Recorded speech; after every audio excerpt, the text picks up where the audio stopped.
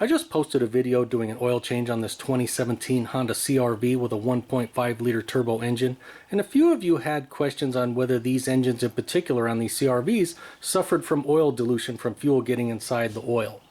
Well, that video that I posted, I filmed that a few months ago, and the owner brought it back to me today for another oil change, and the maintenance minder said it was at 30%, and so I drained the oil and I put it in a jug. We got the jug right over here. So let's see if we have more oil than we put in. And if you remember from that video, we know we put exactly 3.7 quarts in, which is the spec. And I pulled out a little over 4 quarts. That's about 4.1 quarts. So I definitely think that that answers our question that these CR-Vs with the 1.5 liter turbo engine do suffer from oil dilution from the way of fuel getting inside that oil. Now, it's not the end of the world if this is happening to your vehicle, just like it is on this one. It's just something to be aware of. Keep an eye on that oil level, so check it a lot.